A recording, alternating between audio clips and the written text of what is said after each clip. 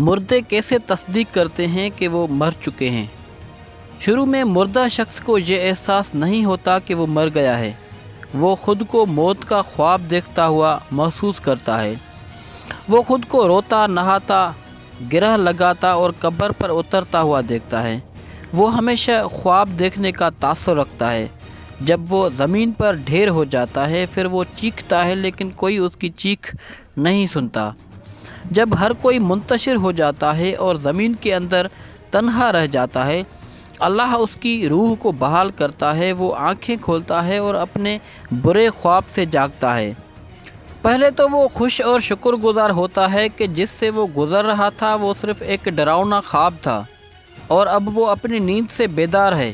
پھر وہ اپنے جسم کو چھونے لگتا ہے جو کپڑے میں لپٹا ہوا ہے، خود سے حیرت سے سوال کرتا ہے کہ میری قمیض کہاں ہے؟ میں کہاں ہوں؟ یہ جگہ کہاں ہے؟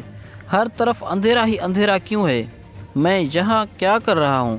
پھر اسے احساس ہونے لگتا ہے کہ وہ زیر زمین ہے اور جو کچھ وہ محسوس کر رہا ہے وہ خواب نہیں ہے۔ اسے احساس ہوتا ہے کہ وہ واقعی مر گیا ہے۔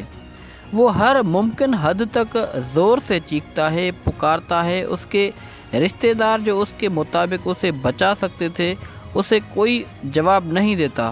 وہ پھر یاد کرتا ہے کہ اس وقت اللہ ہی واحد امید ہے۔ وہ اس کے لیے روتا ہے اور اس سے معافی مانگتے ہوئے اس سے التجا کرتا ہے، یا اللہ مجھے معاف کر دے۔ وہ ایک ناقابل یقین خوف سے چیختا ہے جو اس نے اپنی زندگی کے دوران پہلے کبھی محسوس نہیں کیا تھا۔ اگر وہ ایک اچھا انسان ہے تو مسکراتے ہوئے چہرے والے دو فرشتے اسے تسلی دینے کے لیے بیٹھ جائیں گے، پھر اس کی بہترین خدمت کریں گے۔